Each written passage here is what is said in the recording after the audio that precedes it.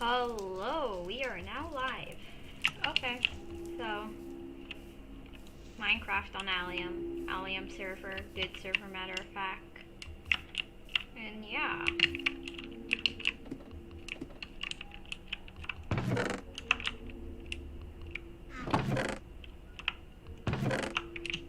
So, Allium, Minecraft server, good. Yes, that's all you need to know. You know? Sorry guys, I'm AFK. Seriously looking at my stream to make sure everything's working correctly. AKA to make sure your channel or your thing is good. Okay, I'm sorry that my so Allium, Minecraft server, good. Yes. Okay, good. All you need to know. Everything is good. Good. We are joined with Liam today, but Liam is sadly gone right now. I should put on texture pack. It's working correctly. Why do I have X-ray on here? Make sure your channel is impactful. Your thing is good. Okay, I'm sorry that my delete. So, boom. Minecraft server, good. This. Yeah. Okay, good. All you need to know. Everything about a buoy is good. We are joined with Liam today, but Liam is sadly gone right now. Boom. Texture pack. Why do I have X-ray on here? Make sure your channel is impactful. Your. Okay, I'm sorry that my delete. So, boom. Minecraft server, this. Okay, good. I have armor at I have armor. I have diamond armor for 1 diamond. I have crot 3 at 1. Breaking. I have 3 diamond. Prop armor 3. 4. 1. Okay. I guess we just have to sit here and wait. It looks like. Check chat. Prot 3. 1. No wait in chat. Sadly. Breaking. I have 3 diamond. Oh. Yeah, so the stream's not lagging, that's good. Oh, I'm sorry I have this photo on my screen. Image. Okay. I guess we just have to sit here and wait a bit. Like check chat. And I can see chat. So, today we're just going to be playing this. That's it. Oh. Yeah, so the stream's not lagging, that's good. Oh, I'm sorry I have this photo on my screen.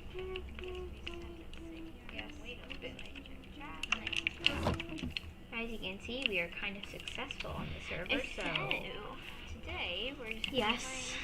That's it. Oh, new shop. Yeah. Scooter. Holy, this is new. Shop. Oh. I can't do that on YouTube, but see, we are kind of successful on the server. Feed. Yes. New shop. Scooter. Oh, yeah. That's funny. Part of the sea. Oh, that's gone. Oh. I can't do that. I'm gonna buy that. Tons of bamboo. That's not on sale, I think, though. By the buoy. Oh yeah, that's good. Okay, let's go to another. Oh, I want to see what berry bushes look like. Oh, they look the same. Those were in 1.8.9 question mark. That's not on sale, I think, though. By the buoy. Oh yeah, that's good. Okay, let's go to another. It's a rabbit hide. It's not like anything like rabbit hide. We should have some music in the background.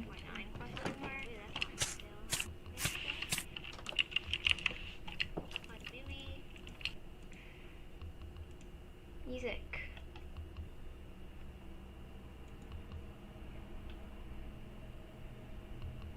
What did I do? Wait, this.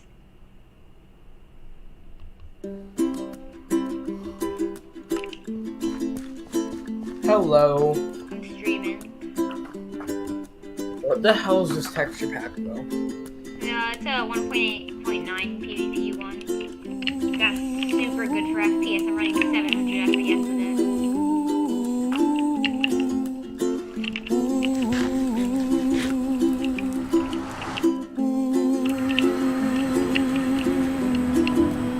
I'm pretty sure if you turned off particles, you'd be running better.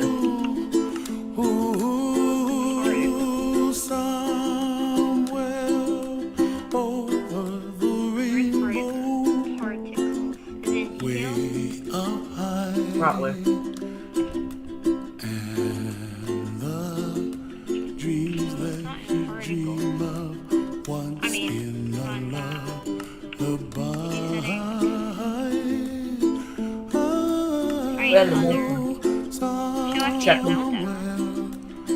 Check on animations. Bluebirds fly. Firework particles, terrain animated, potion. You can turn them all off. Just turn them all off, and then you can turn them all on if you want. Someday wish upon a star, wake up where the clouds are far behind. Be where trouble melts like lemon drops, high above the chimney top. That's where. Done. 704, 809. 790. It's running 100 more FPS right now. 150. Yeah, it seems like I'm sitting around 150.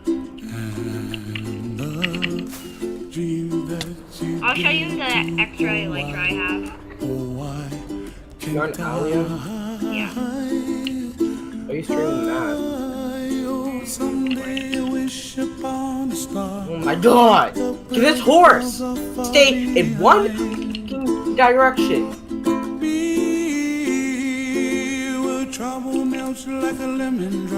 Horse is hurrying. Oh, this is my house vibe.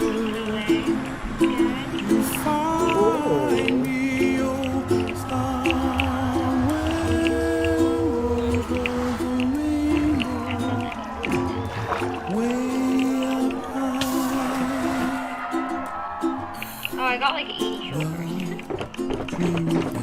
Try using like my armor and I have like an extra set of diamond armor, don't touch. Only one? What is this glass? I do not like that glass. It looks like barrier blocks. Wait, that's glass? Yeah. I don't want to farm that yet. I know it's done. Should I turn shaders on? Oh yeah, look how much iron I have. This is just all from mining. AFK mining. What's AFK mining? Using hacks. My hacks don't work on here. No, I don't have hacks, stream. You showed them 5v5 before. Oh, true. Oh yeah, I got my chat working. How? What was the matter with it? I had to end the stream, then change the stream start settings and stuff. Let me up.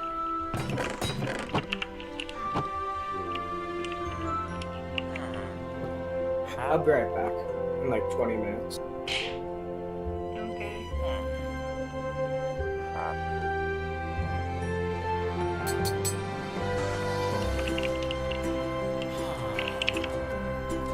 don't like this song. Trees of green. For $5, you could upgrade to the sparkly sprinkle. Actually, I'll just do this. R// entitled parent. Not Hey good. there, Mr. Reddit here. Welcome back to a. I'm gonna put this in the description. Hey there, Mr. Reddit here. Welcome back to another. Hey there, Mr. Reddit here. Welcome back to another episode of r/entitled Parent Stories. Our first story we'll be reading today. I kicked Karen out of my house. After that, teacher won't let me into the classroom? We'll see about that. And after that, am I the jerk for ruining thousands of kids' Halloween and not feeling bad about it? Now for every thumbs up this video gets, one Karen gets kicked out. But where will I go? So please smash that like button. And if you're new, subscribe and turn on notifications for new stories from Reddit every single day. I kicked Karen Well, out of guys, my his house. his channel name I, is 25 r/Mr. female, Reddit. have been in a relationship with my husband, Eric, 25 male, for 9 years. We've been married for 3 of these years. When we were 15, his mother had left his father and moved out of the state and had no contact with Eric or his father. I adore his father, so he quickly became a father figure in my life as well, but I had never met his mother. When we were 19, his mother came back into the picture and started dating his father again. Every time I would come over, his mother had prior plans, no matter how far in advance we had planned. My friend suggested that maybe she felt uneasy because I had made a place in the family while she was gone, so I let it go. After this, we upset her because we got engaged and moved into a house that I had inherited from my family. She sent Eric a text the morning of the wedding and said she wasn't coming and that we need to cancel the wedding until we can sympathize and reconcile with her. Eric tried to postpone, but we would have ended up paying for the whole wedding anyways, since it was only a few hours prior to the wedding. So we ended up having the wedding and she didn't show up. We hadn't spoken to my mother-in-law until last year when she showed up in tears because Eric's dad wanted nothing to do with her and she had nowhere else to go. Eric let her in and she started staying with us. She left for a week when we announced our pregnancy, but she came back. It has been nothing but her complaining and telling me what a horrible mother I'm going to be. I stand up for myself and it just makes it worse. 2 months ago, she started making comments about how she wants me to sign over custody of my baby so that she can also make legal decisions. She says it's something all the women in her family do. I absolutely refuse. She went as far as drawing up documents that will allow her legal rights to my kid. She says my baby will live with me, but her and Eric will make all legal decisions regarding my baby, but that she will not take my kid away from me. She keeps forcing the documents on me, so finally I snapped and told her to get out of my house. She left, and I started getting notices from her lawyer that she and Eric want to sue me for the house so that they can put it in their names to prevent me from having temper tantrums like that going forward. I was livid and I lawyered up. Eric says I'm going too far and that he has to side with his mom on this because she means well and he sees where she's coming from and that I'm just being nasty at this point. He even went as far as saying that I am a horrible mother and a horrible human being for not being sympathetic. He also kept referring to me as the Tin Man for having no heart and saying he was worried our baby would be the same as me. I told him that he can leave too. He's the one person I always trusted to be honest with me, so now I'm rethinking my actions. Am I the jerk? Wow, what would you do in this situation? This just sounds like a horrible position to be in. Even I'm afraid of that, Karen. Teacher won't let me into the classroom? We'll see about that. I was in my last year of high school, year 12 in Australia. And back when I was doing school, it was very important that you physically attend class. Back then, I also happened to have severe major depression and a sister who was not good at getting organized / ready to leave on time. We had a teacher at my school who I'd always despised. He didn't encourage independent thought and spent our 70-minute periods writing on the board for us to copy down, just cycling back and erasing and writing continuously. No questions allowed until the last 10 minutes. He was also notorious for not listening to students and had an unspoken rule that he would lock students out of the class for 5 to 10 minutes further when they were late. Let's call him Mr. Richard, for obvious reasons. Well, one morning I was 5 minutes late to his class, first period, 8:45 a.m., due to my sister throwing a tantrum. I knocked on the door and Mr. R. Was the bus late? Apparently, his only valid excuse for running late to class. Me. No, but Mr. R. You can't come in. Shuts the door in my face. Well, After bursting into tears, I decided that his unspoken rule of being left outside the classroom for 5 minutes when one attended late never actually stated one was required to wait outside the door to enter the room when he deigned to let the student in. So I wandered off to the library to find something interesting to read. Apparently, after he opened the door and found me missing, the school had to call my parents and explain they had misplaced me and why. I was eventually found, and Mr. R had the nerve to ask, in front of my parents and the principal, why I, A, hadn't told him the reason I was late, because you didn't let me say so, and B, didn't wait outside the door, because you didn't say so, and I wasn't going to waste valuable learning time that my parents pay for standing and staring at a door. My parents ripped them a new one, and Mr. R didn't lock anyone out of his classroom for at least the next 7 years, so my younger brother tells me. It gave me great pleasure to get one up on such a hard-headed, infuriating teacher. Have you ever had a teacher you just couldn't stand? If so, what did you do about it? Please let us know. I've got a co-host I can't stand. Am I the jerk for ruining thousands of kids' Halloween and not feeling bad about it? I live in a large neighborhood, about 90 houses. We are what's considered the rich neighborhood. So our neighborhood has always been a hotspot for trick-or-treaters. We used to get about 700 to 1,000 kids a year. I've always loved getting trick-or-treaters because my kids are teens now and they don't trick-or-treat anymore. But in the last 4 years, it's gotten ridiculous. There's thousands of kids and their parents flooding the streets. People with hay in their rigs carrying kids around, trampling yards, literally candy wrappers everywhere, and the amount of kids walking around by themselves is appalling. People from the neighborhood town of 30,000 people take their kids to my neighborhood. I was annoyed, but I never really did anything about it until 2 years ago.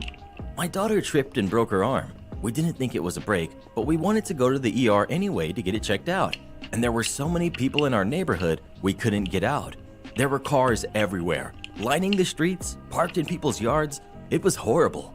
We had to wait until everyone left, about 1 a.m., to go to the hospital.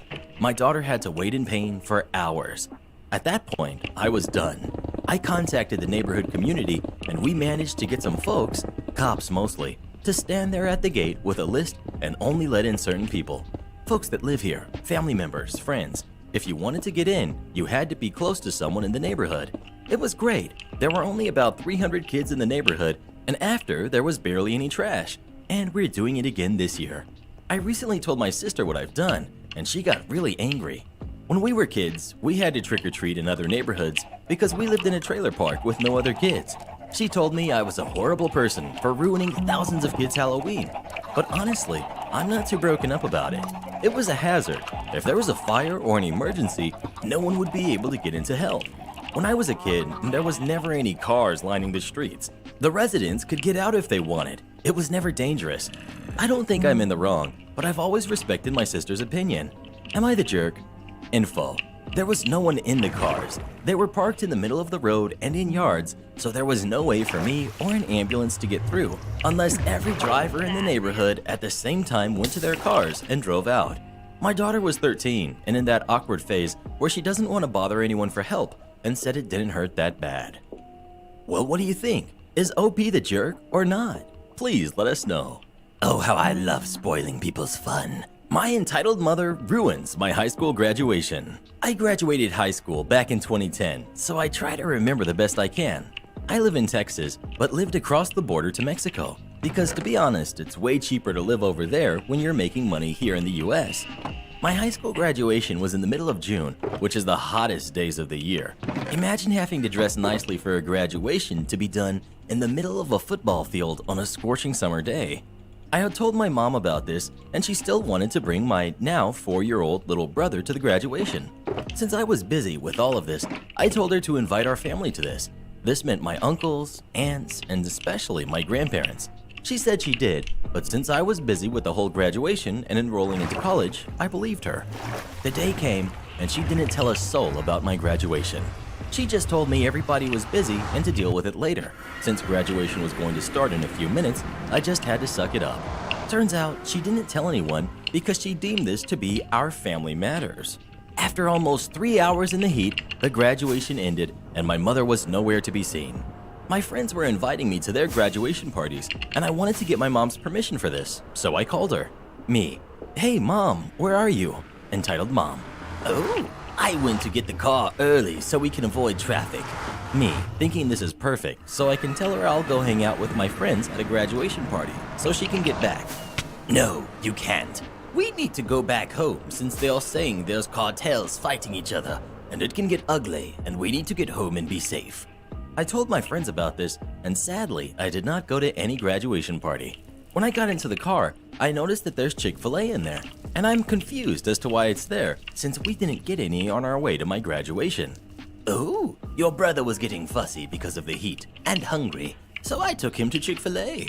I was mad, but maybe she went like after they called my name since they were going in alphabetical order and I was one of the first ones that got called.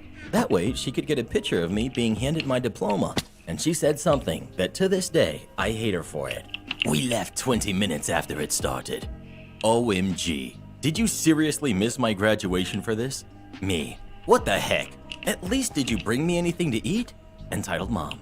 No, here's some leftover chicken tenders from your brother. I assumed she was going to take me to a nice restaurant and I would meet my other family there. Nope, we went straight home and I didn't even eat dinner. I felt so ashamed and unappreciated that I just went to my room, closed my door, turned off my lights, and cried myself to sleep. Yes, I don't hate to admit it. I was an 18-year-old male that cried himself to sleep because his entitled mom made him feel like his life was not worth 2 craps, in her books or anybody else's in particular, and pushes me into a spiral of depression and self-loathing. Edit. For the record, my dad used to work in Ohio at that time of the year. Unfortunately, that's also the busiest, and he couldn't come to my graduation. When I told him what my mom did, he was upset, so much that they were to the point of divorce, but luckily they didn't. My dad is very level-headed, unlike my mom. Am I the jerk for ruining my ex's career? Early this year, I, male 24, broke up with my ex, Chris. We dated for 2 months after being set up by my sister-in-law. We broke up because Chris refused to miss a party to drive me to the hospital after I had an allergic reaction. Who put strawberries in oatmeal cookies? I ended up calling 999 and spent the night on an IV. My sister-in-law begged me to not tell my family what Chris did, as he is her work bestie. They're both realtors, and didn't want my brother to be mad at him. I agreed because my family would have freaked out. I told my friends who were relieved he was out of my life. We've had nothing to do with each other since breaking up. I have been preparing a thesis project and emailed a couple of art historians and professors for some advice. I connected with an art dealer called Derek, who had some pieces that I could study. He said he would be in my city for work, so we met up for socially distanced coffee. That was our first date, really, as we hit it off amazingly. Our relationship has progressed quickly and seriously. Derek lives 3 hours away and decided that he wants to move here so we can settle together. This is where it gets crazy. Derek's wealthy as a result of a successful career and his family. I didn't realize how wealthy he was until all this kicked off.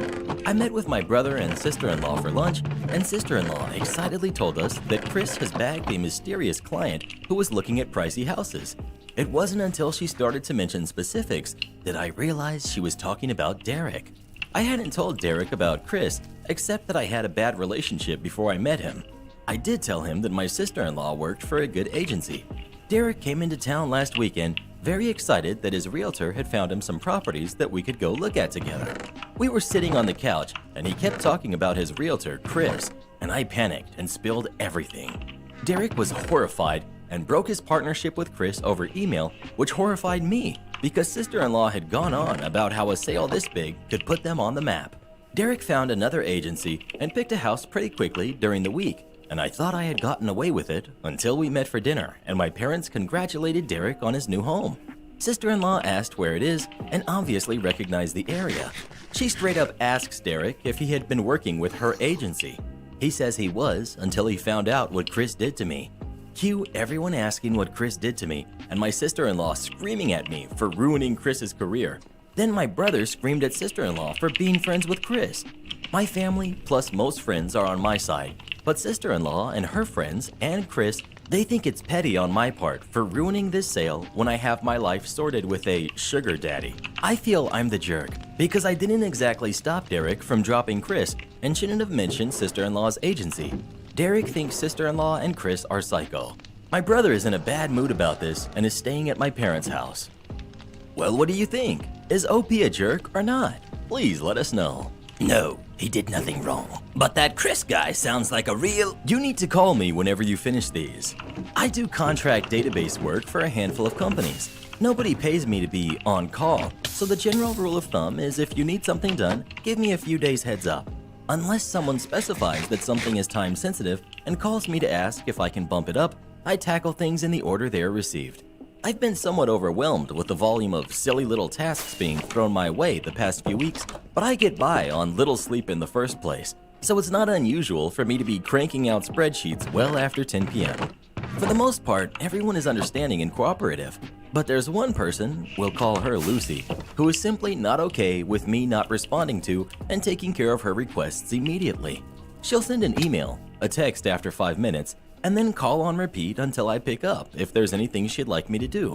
I started off with the impression that this was simply someone who's been ignored in the workplace before, and I didn't want to be the person who confirms her concerns, so I spent some time kind of bending over backwards with whatever nonsense Lucy throws my way. About a week ago, Lucy sent me a massive list of unrelated tasks she'd like me to do.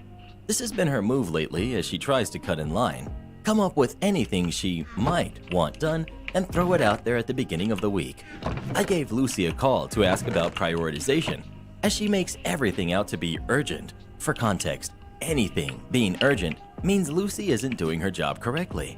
When I asked what she'd like me to prioritize, Lucy laughed and said, "My email." I explained that I was already neck deep for the next few days, and anything that isn't time sensitive will be taken care of in the order it was received. Lucy didn't like this.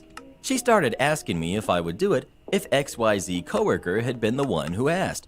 I told her no, that really has nothing to do with this, and that the reason I'm calling is to make sure anything she actually needs done in a timely manner will get done.